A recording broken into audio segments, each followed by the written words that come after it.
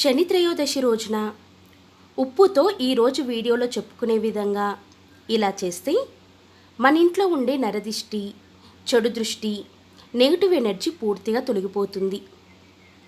ఇంట్లో ఉండేవారికి జాతక దోషాలున్నా తొలగిపోతాయి. ఈరోజు శనివారం, శని త్రయోదశి. శని త్రయోదశి అంటే శనీశ్వరునికి చాలా ఇష్టం. శని త్రయోదశి రోజున మన ఇంట్లో ఉండే నెగిటివ్ ఎనర్జీ, ధన సమస్యలు తొలగాలి అంటే ఎంతో అద్భుతమైన ఈ కథను విని ఉప్పు పరిహారాన్ని చెయ్యండి. ఈ ఉప్పు పరిహారాన్ని 7 శనివారాలు చేయాల్సి ఉంటుంది. శని త్రయోదశి రోజున ఈ పరిహారాన్ని మొదలు పెట్టాలి. 7 శనివారాలు ఈ ఉప్పు పరిహారం చేస్తే ఇంట్లో ఉండే నరదిష్టి పోతుంది.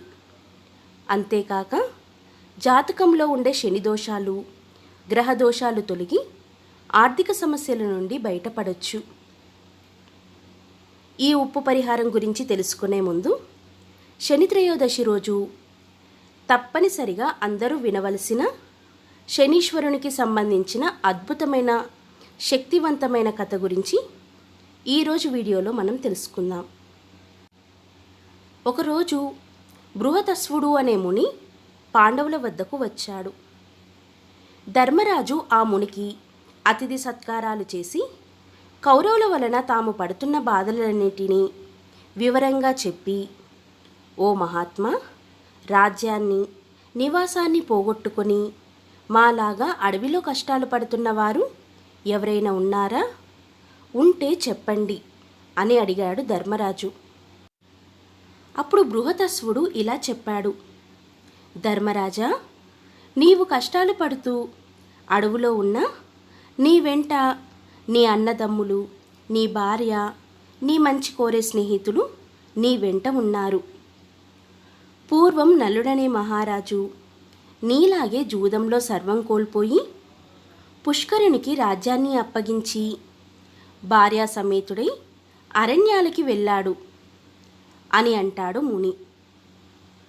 ముని మాటలు విన్న ధర్మరాజు, మహాత్మా, నాకు నలుడి కథని వివరించండి అని అడుగుతాడు. అప్పుడు ముని ధర్మరాజుకి నలుడి గురించి చెప్పసాగాడు. నిషిధ దేశాన్ని వీరసేనుడి కుమారుడైన నలుడు పరిపాలిస్తూ ఉండేవాడు. తన పరాక్రమంతో ఎన్నో దేశాలను జయించి ప్రజలకి ఎలాంటి కష్టం రాకుండా పరిపాలిస్తూ ఉండేవాడు. అతనికి జూదం అంటే ఎంతో ఇష్టం. ఆ కాలంలో విదర్భ దేశాన్ని భీముడనే రాజు పరిపాలిస్తున్నాడు. చాలా కాలం అతనికి సంతానం లేదు. అతనికి దముడనే ముని ఇచ్చిన వరం వలన దమయంతి అనే కూతురు, దముడు, దమనుడు, దాంతుడు అనే కుమారులు కలిగారు. దమయంతి చాలా అందగత్తె, అంతేకాక గుణవంతురాలు. దమయంతి నలుడి గుణగణాలను గురించి విన్నది. నలుడు దమయంతి గురించి, ఆమె సౌందర్యం గురించి తెలుసుకున్నాడు. ఇద్దరూ ఒకరినొకరు ఇష్టపడ్డారు. ఒకరోజు నలుడు ఉద్యానవనంలో ఉండగా హంసల గుంపు వచ్చి అక్కడ వాలింది. ఆ హంసలను చూసి ముచ్చటపడిన నలుడు వాటితో ఒక హంసను పట్టుకున్నాడు. మిగిలిన హంసలు తోటి హంసలను వదిలి వెళ్ళలేక ఆకాశంలో తిరుగుతూ ఉన్నాయి. నలుడి చేతిలో ఉన్న హంస మానవ భాషలో నలుడితో, ఓ మహారాజా, నీవు దమయంతిని ప్రేమిస్తున్నావు. నేను దమయంతి దగ్గరికి వెళ్ళి నీ గురించి, నీ అందచందాల గురించి, నీ గుణగణాల గురించి చెప్పి నీ మీద ప్రేమ కలిగేలా చేస్తాను అని హంస అంటుంది. ఆ హంస మాట్లాడింది విని నలుడు ఆనందించి దానిని విడిచిపెట్టాడు. ఆ హంస చెప్పినట్టుగానే విదర్భ దేశానికి ఎగిరిపోయింది. అంతఃపురం ముందు విహరిస్తున్న హంసను చూసి దమయంతి ముచ్చటపడింది. చెలికత్తెల సాయంతో దమయంతి ఆ హంసను పట్టుకుంది. అప్పుడు ఆ హంస దమయంతితో, ఓ దమయంతి, నీ హృదయేశ్వరుడైన నలుని వద్ద నుండి వచ్చాను. నలుని సౌందర్యవంతుడు, సంపన్నుడు, మంచి స్వభావం కలవాడు. నీవు సౌందర్యంలో, గుణంలో అతనికి తగిన దానివి. అతడికి భార్యవి అయితేనే నీకు రాణింపు అని పలికింది హంస. దమయంతి, ఓ హంస, నలుని గురించి నాకు ఎలా చెప్పావో అలాగే నలునికి కూడా నా గురించి చెప్పు అని అన్నది. ఆ హంస అలాగే చేసింది. ఇలా ఒకరిపై ఒకరికి ఇష్టం పెరిగింది.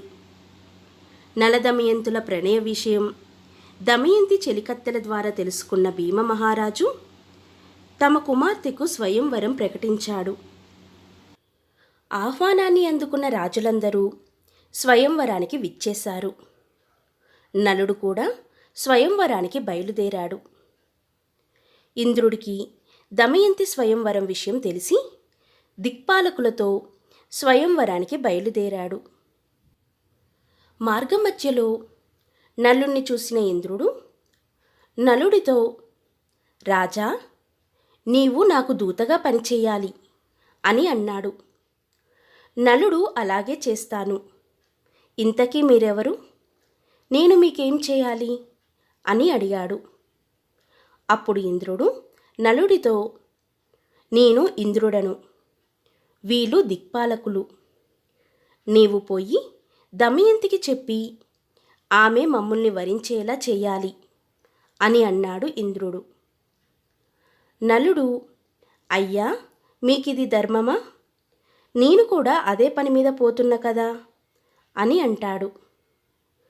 ఇంద్రుడు నలుడితో, నీవు మాకు మాటిచ్చావు కనుక నువ్వు ఈ కార్యం చెయ్యవలసిందే. ఇది దేవతా కార్యం, నువ్వు చేయగలవు. మాట తప్పడం ధర్మం కాదు. నా మహిమ చేత అంతఃపురానికి వెళ్ళడానికి నీకు ఎవ్వరూ అడ్డు చెప్పరు అని అంటాడు ఇంద్రుడు. ఇక గత్యంతరం లేక నలుడు దమయంతి అంతఃపురంలోకి ప్రవేశించాడు. నలుడు దమయంతిని మొదటిసారిగా చూసి హంస తనతో చెప్పిన దానికంటే దమయంతి ఎంతో సౌందర్యవతి అని అనుకున్నాడు. దమయంతి ఇంకా తన చెలికెత్తలు నలుణ్ణి చూసి ఆశ్చర్యపోయారు. దమయంతి నలుణ్ణి చూసి, మహాత్మా, నీవెవరు? ఎక్కడి నుండి వచ్చారు? ఈ అంతఃపురానికి ఎవరికీ కనబడకుండా ఎలా ప్రవేశించారు అని అడిగింది. అప్పుడు నలుడు దమయంతితో ఇలా అంటాడు, నా పేరు నలుడు. నేను దేవదూతగా వచ్చాను. దిక్పాలకులు వారిలో ఒకరిని వరించమని, ఆ విషయం నీకు చెప్పమని నన్ను పంపారు అని అన్నాడు. నలుడి మాటలకు దమయంతి మనసు బాధపడింది. అయ్యా, నేను మానవకాంతను. నమస్కరించవలసిన దేవతలను నేను వారిని వరించడం ధర్మమా? నాడు హంస చెప్పినది మొదలు నేను నిన్నే భర్తగా తలుచుకుంటున్నాను. నా తండ్రి భీమరాజు మిమ్మల్ని ఇక్కడికి రప్పించడానికి స్వయంవరం ప్రకటించాడు. మీరే నా భర్త కనుక మీరు నన్ను స్వీకరించండి, లేకుంటే నా ప్రాణాలను తీసుకుంటాను కానీ ఇక వేరెవరిని వరించను అని దమయంతి ప్రార్థించింది.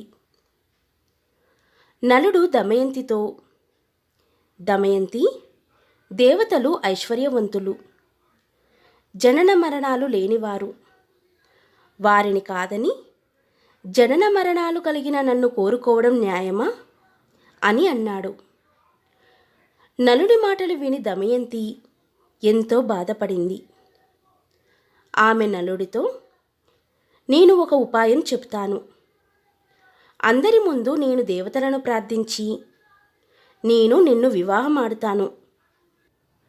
అప్పుడు నీకు దేవతల మాటలు వినలేదనే దోషం ఉండదు అని అన్నది. ఆ మాటలని నలుడు వెళ్ళి ఇంద్రుడికి చెప్పాడు. ఆ మాట విన్న దిక్పాలకులు, దమయంతి మమ్మల్ని ఎలా వరించదో చూస్తాము అని అందరూ నలుడి రూపంలో స్వయంవరానికి వచ్చారు. స్వయంవరం మండపంలో ఒకేసారి 5 నలుడి రూపంలో కనిపించారు. దమయంతి వరమాల పట్టుకొని వచ్చింది. మనసులో ధ్యానించి, దేవతల్లారా, నలుణ్ణి గుర్తుపట్టడంలో నాకు సహకరించండి, మీ నిజ రూపాలలో ప్రత్యక్షమవ్వండి అని ప్రార్థించింది.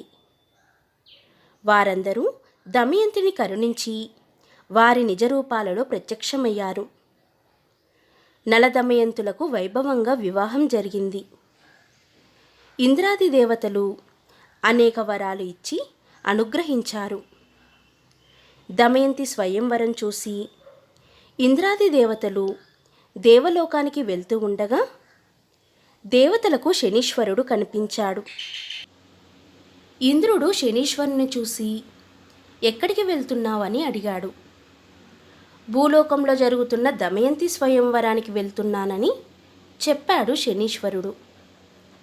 ఆ మాటలకు వారు నవ్వి, దమయంతి స్వయంవరం జరిగింది, ఆమె నలుణ్ణి వివాహమాడింది అని చెప్పారు. ఆ మాటలు విన్న శనీశ్వరునికి చాలా కోపం వచ్చింది. నలుణ్ణి రాజభ్రష్టుణ్ణి చేసి వారిరువురికి వియోగం కల్పించాలని అనుకున్నాడు. నలుడు ధర్మాత్ముడు. శనీశ్వరుడి ప్రవేశానికి చాలా కాలం దాకా అవకాశం రాలేదు. ఒకరోజు నలుడు మూత్ర విసర్జన చేసి పాదాలను కడగకుండా సంధ్యావందనం చేశాడు. ఆ అశౌచాన్ని ఆధారం చేసుకొని శనీశ్వరుడు అతడిలోకి ప్రవేశించాడు. నలుడి దాయాదుడైన పుష్కరుడి వద్దకు వెళ్ళి నలుడికి జూద వ్యసనం ఉందని, అతనితో జూదమాడి అతని రాజ్యాన్ని గెలవవచ్చని నమ్మపలికాడు. బ్రాహ్మణ వేషంలో పుష్కరుని వద్దకు వెళ్ళి జూదానికి ఆహ్వానించాడు. జూదానికి పిలిస్తే పోకపోవడం ధర్మం కాదని నలుడు జూదమాడడానికి అంగీకరించాడు. జూదం మొదలైంది. నలుడు తన రాజ్యాన్ని, సంపదలను వరుసగా పోగొట్టుకున్నాడు. అయినా జూదమాడడం ఆపకుండా సమస్తం పోయే వరకు ఆడాడు. దమయంతి దుఃఖించి, ఓడిపోయే కొద్దీ గెలవాలనే పంతం కలుగుతుంది, ఇక ఏమీ చేయలేము అని సరిపెట్టుకుంది. పుష్కరుడు గెలవడం, నలుడు ఓడడం తథ్యమని గమనించిన దమయంతి తమ కుమారుణ్ణి సారథిని తోడిచ్చి విదర్భలో ఉన్న తన తండ్రి వద్దకు పంపించింది. నలుడు తన రాజ్యాన్ని కోల్పోయి నగరం వెలుపల 3 రోజులు ఉన్నాడు. జూదంలో సర్వం పోగొట్టుకున్న నలుణ్ణి చూడడానికి ఎవ్వరూ రాలేదు. ఆకలిని తట్టుకోలేకపోయాడు. ఆకాశంలో ఎగురుతున్న పక్షులకు పట్టడానికి తనపై వస్త్రాన్ని విసిరాడు. ఆ పక్షులు ఆ వస్త్రంతో సహా ఎగిరిపోయాయి. నలుడు బాధపడి తన భార్య కొంగును తనపై వస్త్రంగా కప్పుకున్నాడు. ఆ దుస్థితికి తట్టుకోలేని నలుడు దమయంతితో ఇలా అంటాడు: దమయంతి, ఇక్కడ 4 మార్గాలున్నాయి. ఇది నీ పుట్టిల్లు విదర్భ దేశానికి వెళ్ళే దారి. ఇది దక్షిణ దేశానికి పోయే మార్గం. ఇది కోసల దేశానికి పోయే మార్గం. ఇది ఉజ్జయినికి పోయే మార్గం. వీటిలో మనకు అనువైన మార్గం ఏదో చెప్పు. నీవు అడవుల్లో కష్టాలు పడలేవు. నీ తండ్రి ఇంటికి వెళ్ళి సుఖంగా ఉండు అని చెప్పాడు. నాదా, మనం విదర్భకు వెళ్ళి సుఖంగా ఉందామని చెప్పింది దమయంతి. అప్పుడు నలుడు, దమయంతి, మహారాజుగా విదర్భలో తిరిగిన వాణ్ణి రాజభ్రష్టుడిగా ఎలా రాగలను చెప్పు. అన్ని రోగాల కన్నా పెద్ద రోగం దుఃఖం. బాధలో ఉన్నప్పుడు భార్య పక్కన ఉండడం పరమౌషధం. అందుకే నువ్వు పక్కన ఉంటే ఎన్ని కష్టాలైనా సుఖాలుగానే ఉంటాయి అని అంటాడు నలుడు. దమయంతి, అవును నిజమే, అందుకే ఎప్పుడూ నన్ను నీ వెంట ఉండడానికి అనుమతించండి అని అన్నది. అందుకు నలుడు అంగీకరించాడు.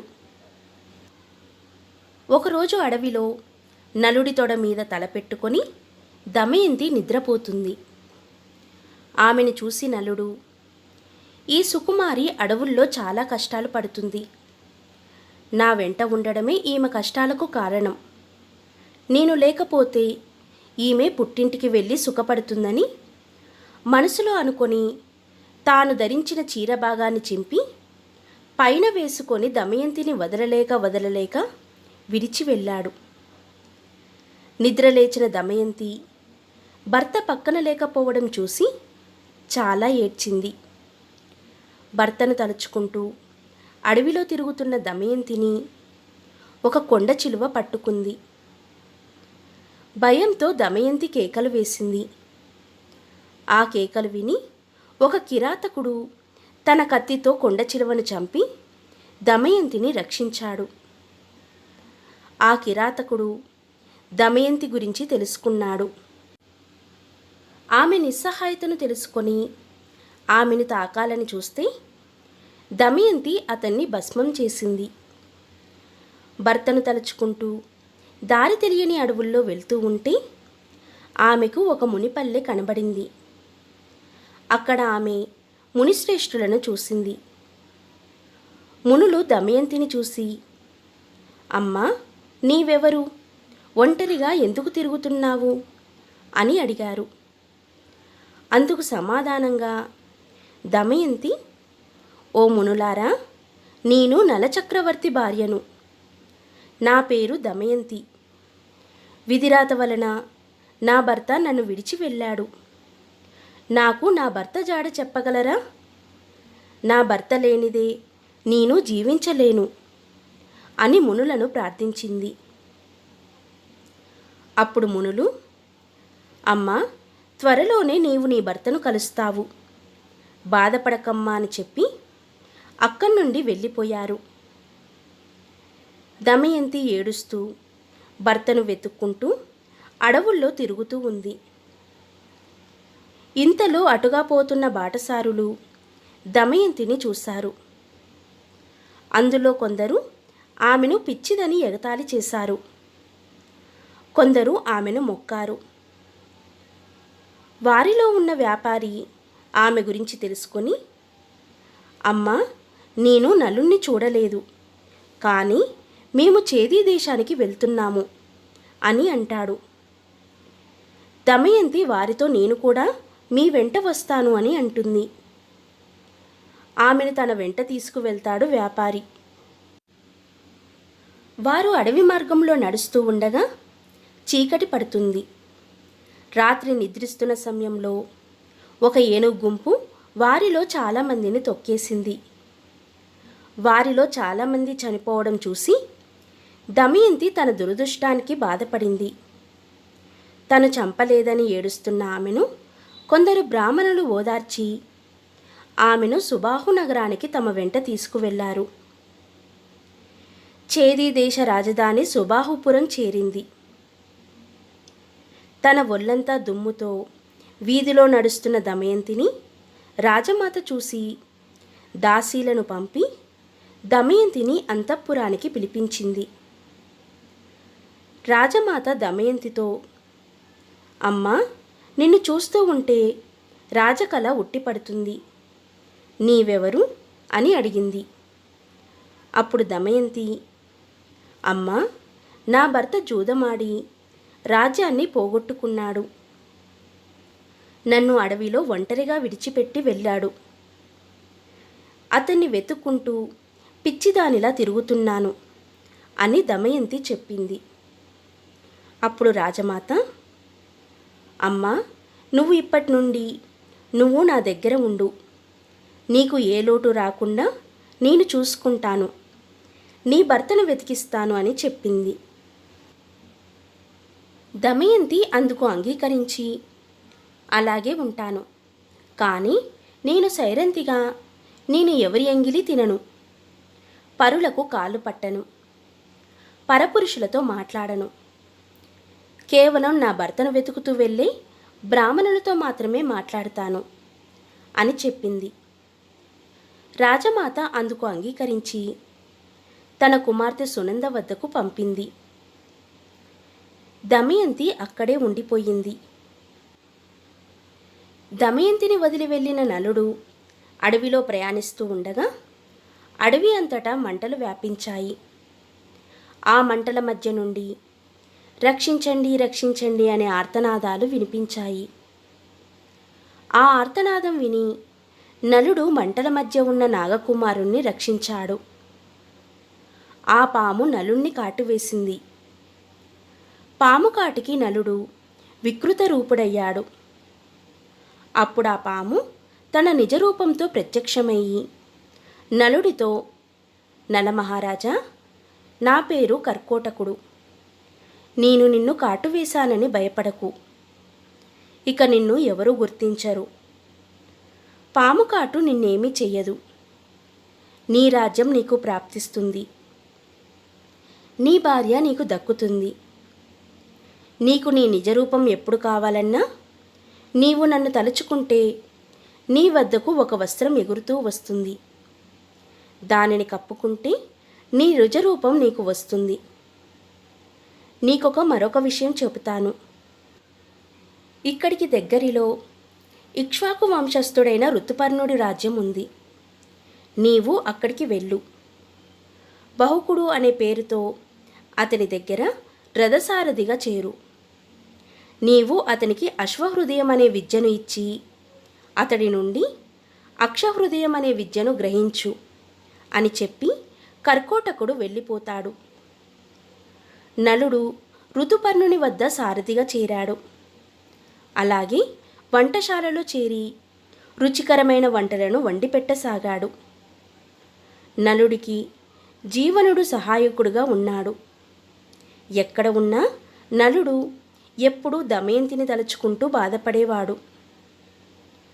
ఒకరోజు నలుడు దమయంతిని తలుచుకుంటూ బాధపడుతూ ఉండగా జీవనుడు చూసి వికృత రూపి ప్రియరాలు ఎంతటి వికృతంగా ఉంటుందో అనుకుంటూ నలుడి దగ్గరికి వచ్చి విషయం ఏంటని అడిగాడు.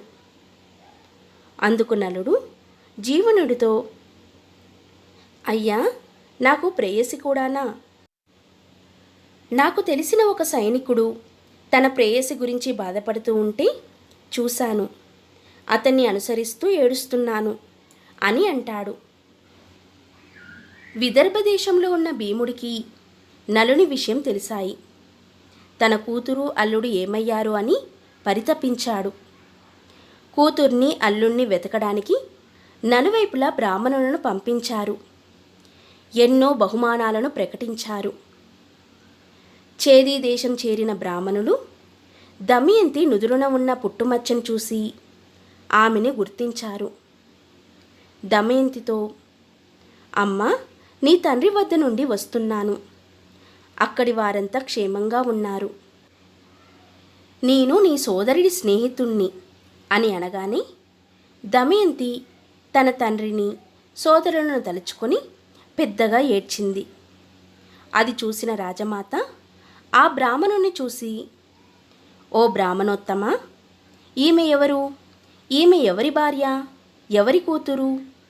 ఈమె ఇలా ఉండడానికి కారణమేంటి అని అడిగింది. అప్పుడు ఆ బ్రాహ్మణుడు, అమ్మా, విదర్భరాజు కుమార్తె నలచక్రవర్తి భార్య. ఈమె పేరు దమయంతి. అతడు విధి కారణంగా రాజ్యాన్ని పోగొట్టుకొని అడవుల పాలయ్యాడు. భీముని ఆజ్ఞపై మేము ఈమెను వెతుక్కుంటూ ఇక్కడికి వచ్చి ఈమెను గుర్తించాను అని అన్నాడు. అది విని దమయంతిని కౌగిలించుకున్న రాజమాత, దమయంతి, నీవు నాకు పుత్రికా సమానురాలివి. నేను నీ తల్లి దశానరాజు కుమార్తెలము. నీ తల్లి విదర్భరాజుని వివాహమాడింది. నేను వీరబాహుని వివాహమాడాను అని చెప్పింది. అందుకు అందరూ ఆనందించారు. దమయంతి బ్రాహ్మణుడితో పుట్టింటికి ప్రయాణమయ్యింది. రాజసౌధంలో ఉన్న దమయంతి భర్త వియోగంతో బాధపడుతూనే ఉంది. ఆమె తన తండ్రితో, నా భర్తను తక్షణమే వెతికించండి, ఆయన లేకుండా నేను బ్రతకలేను అని అంటుంది. భీముడు వెంటనే బ్రాహ్మణులను పిలిపించి నలుణ్ణి వెతకమని చెప్పారు. వారితో దమయంతి ఇలా చెబుతుంది: నా భర్త ఇప్పుడు రాజభ్రష్టుడు కనుక మారువేషంలో ఉంటాడు. మీరు వెళ్ళిన రాజసభల్లో ఈ విధంగా ప్రకటించండి: నీవు నీ సతిని వంచావు, ఆమె సగవస్త్రం ధరించి వెళ్ళావు. అలా చేయడం ధర్మమా?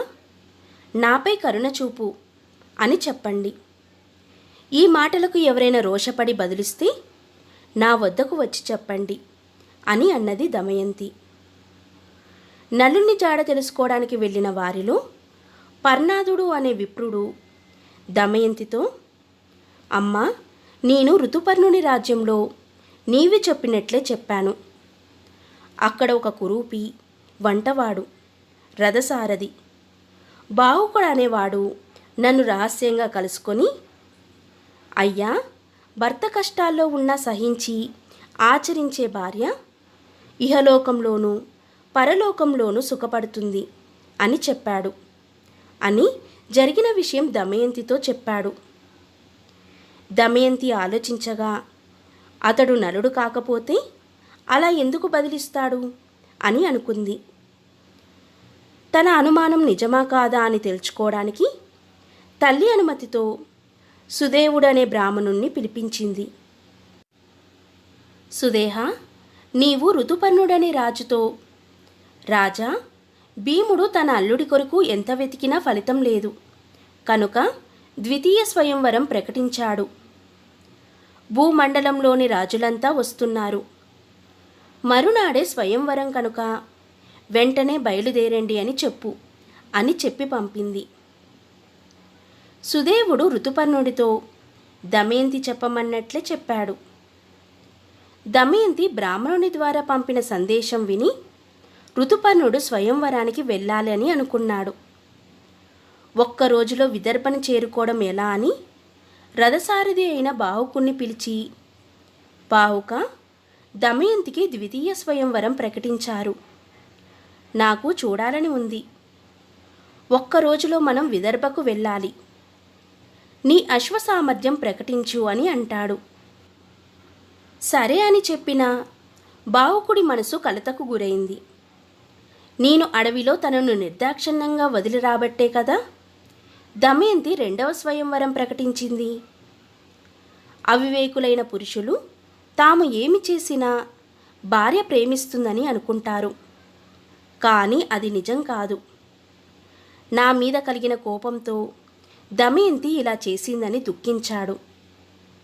అయినా దమయంతి పతివ్రత, 2 పిల్లల తల్లి. ఈ విధంగా రెండవ పెళ్లి చేసుకుంటుందా? ఏమో, ఆ వింత చూస్తాను అని మనసులో అనుకున్నాడు. వెంటనే రథానికి గుర్రాలను కట్టి విదర్భకు ఋతుపర్ణుణ్ణి తీసుకొని ప్రయాణమయ్యాడు. ఋతుపర్ణుడికి రథం పోయే వేగం చూస్తుంటే అది సూర్యుని రథంలా, బాహుకుడు అనురూఢుడిలా అనిపించింది. పక్కనే ఉన్న వాగేయుడికి కూడా అలాగే అనిపించింది. భూలోకంలో నలుడికి మాత్రమే ఇలాంటి నైపుణ్యం ఉంది. కానీ ఈ కురూపి నలుడెలా అవుతాడు అని మనసులో అనుకున్నాడు. ఇంతలో ఋతుపర్ణుడి ఉత్తరీయం జారి కింద పడింది. బాహుక, రథమాపు, వాగేయుడు దిగి ఉత్తరేయం తీసుకొని వస్తాడు అని అన్నాడు. బాహుకుడు, మహారాజా, మనం ఆమడ దూరం వచ్చేశాం. అంత దూరం నడుచుకుంటూ ఎలా తీసుకురాగలడు అని అంటాడు. అతని రథసారథ్యానికి ఋతుపర్ణుడు ఆశ్చర్యపోయాడు. తన పరిజ్ఞానాన్ని బాహుడికే చూపించాలనే ఆసక్తి కలిగింది. అంతలో రథం ఒక పెద్ద వృక్షాన్ని దాటింది. ఋతుపర్ణుడు బాహుకుడితో, బాహుక, ఆ వృక్షంలో ఎన్ని కాయలు, ఎన్ని పువ్వులు, ఎన్ని ఆకులు ఉన్నాయో నేను చెప్పగలను అని అన్నాడు. బాహుకుడు, చెప్పండి మహారాజా అని అంటాడు. ఋతుపర్ణుడు చెప్పాడు. కానీ లెక్కించి చూస్తే కానీ నమ్మను అని రథం ఆపించి ఆ చెట్టును పడగొట్టించి లెక్కించాడు. ఋతుపర్ణుడు చెప్పిన లెక్కకు సరిగ్గా సరిపోయింది. బాహుకుడు ఆశ్చర్యపడి ఆ విద్యను తనకు ఉపదేశించమని అడిగాడు. ఋతుపర్ణుడు, బావుక, ఇది ఆక్షవిద్య అనే సంఖ్యాశాస్త్రం అన్నాడు. అప్పుడు బాహుకుడు, మహారాజా, ఇందుకు ప్రతీకగా నేను నీకు అశ్వహృదయం అనే విద్యను నేర్పుతాను అని అన్నాడు. ఇప్పుడు కాదు, తర్వాత అడిగి నేర్చుకుంటానని ఋతుపర్ణుడు అంటాడు. అక్షహృదయ విద్య మహిమ వలన నలిలో నుండి శనీశ్వరుడు బయటికి వచ్చాడు. తనని క్షమించమని నలుణ్ణి వేడుకున్నాడు. నలుడు ఆగ్రహించి శపించబోయాడు. శనీశ్వరుడు నలుడితో, నలమహారాజా, నిన్ను ఆవహించే నీలో ఉన్న సమయంలో నిన్ను కర్కోటకుడు కాటువేయడం వలన అనుక్షణం కాలిపోయాను. ఇంతకంటే శాపమేముంది? నన్ను క్షమించి విడిచిపెట్టు అని వేడుకున్నాడు. నలుడి రథం విపరీతమైన ఘోషతో విదర్భలోకి ప్రవేశించింది. ఆ ఘోష విని దమయంతి అది నలుడి రథమని గుర్తుపట్టింది. కాని రథంలో ఋతుపర్ణుణ్ణి చూసి నిరాశ చెందింది. భీముడు ఎంతో ఆనందంతో ఋతుపర్ణుణ్ణి ఆహ్వానించి విడిది చూపాడు. ఋతుపర్ణునికి విదర్భలో స్వయం జరుగుతున్న సందడి కనిపించలేదు. బాహుకుడు రథాన్ని అశ్వశాలలో నిలిపి సేద తీరాడు. దమయంతి తన దాసితో వచ్చింది. ఋతుపర్ణ మహారాజు, అతని సారథి వాగేయుడు, వారు నాకు తెలుసు. కానీ వారి వెంట ఉన్న కురూపి ఎవరు? అతన్ని చూసి నా మనసు పరవశించిపోతుంది. అతని వివరాలు తెలుసుకొనిరా అని పంపించింది. దాసి నలుడి వద్దకు వచ్చి, అయ్యా, రాకుమారి మీ యోగక్షేమాలు కనుక్కొని రమ్మంది అని చెప్పింది. నలుడు, మీ రాకుమారి స్వయంవరం ప్రకటించింది కదా, దానికి నేను మా మహారాజును ఒక్కరోజులో 100 ఆమడల దూరం ప్రయాణించి తీసుకువచ్చాను అని చెప్పు అని అన్నాడు. మీతో వచ్చిన 3వ వ్యక్తి ఎవరు అని దాసి అడిగింది. అప్పుడు నలుడు, అతడు వాగ్నేయుడు. ఇంతకుముందు నలుడి రథసారథి అని అంటాడు. అప్పుడు దాసి, అతనికి నలుడి జాడ తెలుసు కదా అని అడిగింది. నలుడు దాసితో, తన రాజ్యాన్ని పోగొట్టుకునే ముందు నలుడు తన పిల్లలనిచ్చి వాగ్నేయుణ్ణి విదర్భకు పంపాడు.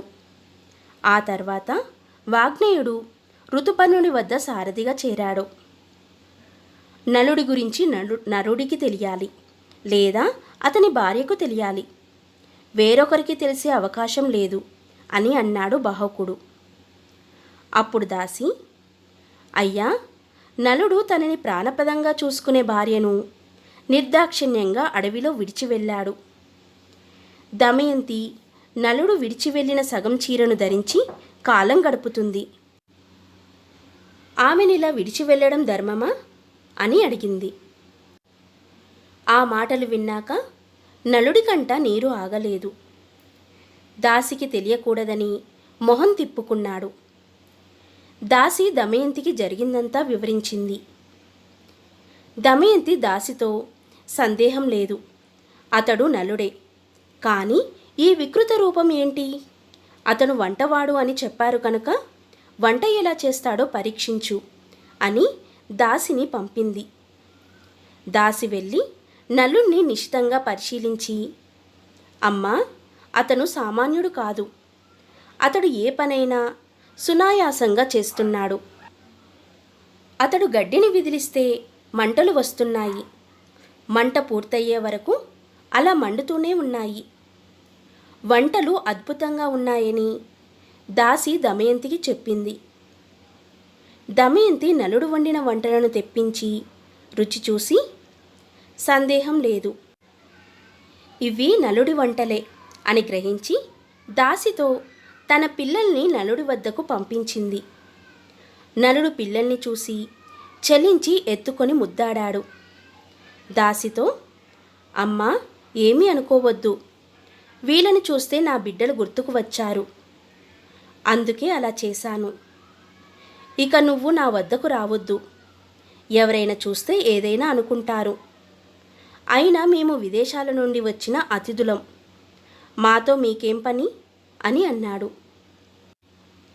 ఇది విని దమయంతి సంతోషపడి తన తల్లి వద్దకు వెళ్ళి, ఋతుపర్ణుడి సారథిగా వచ్చిన కురూపి బాహుకుడే నలుడు. అమ్మా, అతను ఇక్కడికి వస్తాడా? నేనే అక్కడికి వెళ్ళాలా? నువ్వే నిర్ణయించు అని అడిగింది.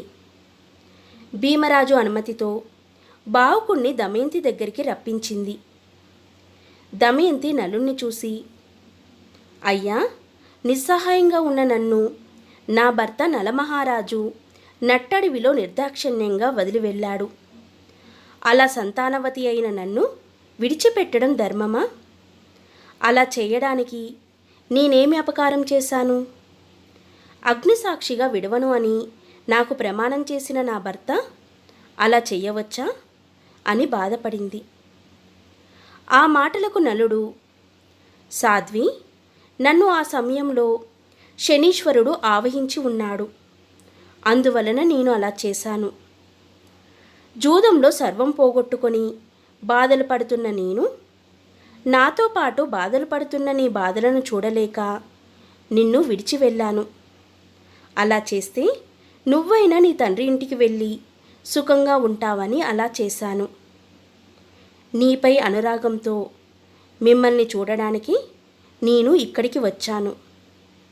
మరొక భర్త కోసం స్వయంవరం ప్రకటించడం కులస్త్రీలకు తగునా? అలా ఎందుకు చేశావు? అందుకే కదా ఋతుపర్ణుడు వచ్చాడు. ఇది ధర్మమా అని దమయంతిని అడిగాడు. అప్పుడు దమయంతి, నాదా, నేను మీకోసం వెతుకుతూ పంపిన విప్రులు మిమ్మల్ని గుర్తించారు. మిమ్మల్ని రప్పించడానికే ఇలా చేశాను. మీరు కాక ఇంకెవరు 100 ఆమడల దూరాన్ని ఒక్కరోజులో ప్రయాణించగలరు? నాలో ఎలాంటి పాపపు ఆలోచనలు లేవు. మీ పాదాల మీద నమస్కరించి చెబుతున్నాను అని దమయంతి నలుడి పాదాలకు నమస్కరించింది. వెంటనే ఆకాశం నుండి వాయుదేవుడు ఇలా పలికాడు, నలచక్రవర్తి, ఈమె పవిత్రురాలు, పతివ్రత. నేను, సూర్యుడు, చంద్రుడు ఈమె సౌశీల్యం కాపాడుతున్నాం అని పలికారు. నలుడు కర్కోటకుణ్ణి స్మరించాడు. వెంటనే ఒక వస్త్రం వచ్చింది. అది ధరించగానే నలుడికి ఇంద్రతేజస్సుతో సమానమైన మనోహరమైన పూర్వరూపం వచ్చింది. దమయంతిని దగ్గరికి తీసుకున్నాడు. నలుడు విదర్భలో 1 మాసం ఉండి తన రాజధానికి వెళ్ళి పుష్కరుణ్ణి కలిశాడు. నలుడు పుష్కరుడితో, పుష్కరా, జూదం ఆడడం నీకిష్టం కదా? నేను నా భార్య దమయంతిని పనంగా పెడుతున్నాను. నీవు నీ సర్వస్వం పెట్టి నాతో ఆడుతావా, లేదా నాతో యుద్ధం చెయ్యి. ఎవరు గెలిస్తే వారిదే రాజ్యం. నీకు ఏది ఇష్టమో నిర్ణయించుకో అని అన్నాడు. పుష్కరుడు జూదప్రియుడు, పైగా ఒకసారి జూదమాడి గెలిచాడు కనుక అతడు నలుడితో నేను జూదమే ఆడుతాను అని అన్నాడు. నలుడు పుష్కరుడితో జూదమాడి రాజ్యాన్ని గెలుచుకున్నాడు. పుష్కరుడితో, పుష్కరా, నేనింతకుముందు నీతో జూదమాడినప్పుడు నన్ను శనీశ్వరుడు ఆవహించి ఉన్నాడు. కనుకే ఓడిపోయాను. నీ బలం వలన కాదు. నీవు నా పినతండ్రి కుమారుడివి కనుక నేను నిన్ను ఏమీ చెయ్యను అని చెప్పి పంపివేశాడు.